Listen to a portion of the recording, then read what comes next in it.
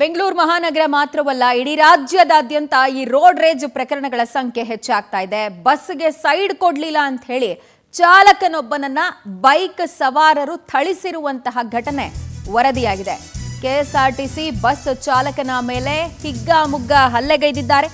ಬೀದರ್ ಜಿಲ್ಲೆ ಭಾಲ್ಕಿ ತಾಲೂಕಿನ ಬೀರಿ ಗ್ರಾಮದಲ್ಲಿ ನಡೆದಿರೋ ಘಟನೆ ಇದು.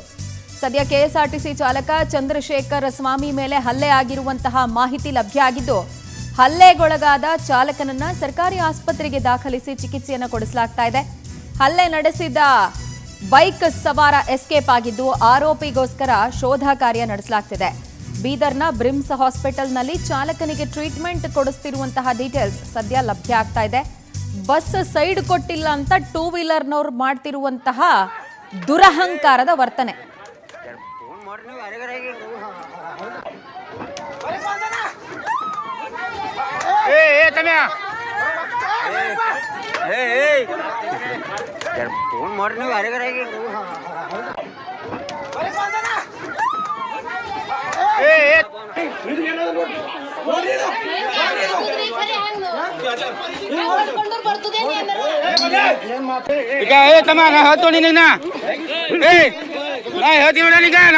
ಮಾತು ಖರಾಬ್ ಆಯ್ತು ನೋಡಿ, ಹೇಳ್ತೀನಿ ನಿಮಗ.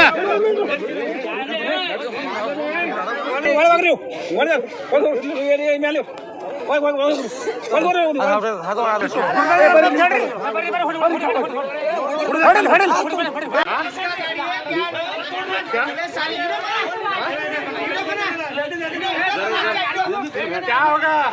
कहीं के लिए आके मार रहा तू मेरे को? तू कहीं के लिए क्या मार रहा?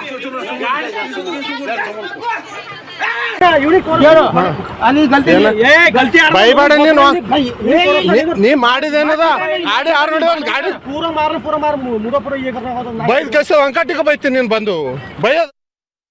ಡೀಟೇಲ್ಸ್ ಕೊಡ್ತಾರೆ ನಮ್ಮ ಬೀದರ್ ಪ್ರತಿನಿಧಿ ರಾಜ್ಕುಮಾರ್, ದೂರವಾಣಿ ಸಂಪರ್ಕದಲ್ಲಿದ್ದಾರೆ. ರಾಜ್ಕುಮಾರ್, ಕ್ಷುಲ್ಲಕ ಕಾರಣಕ್ಕೆ ಸರ್ಕಾರಿ ನೌಕರನ ಮೇಲೆ ಈ ರೀತಿ ಹಲ್ಲೆ ಮಾಡಿದ್ದಾರೆ.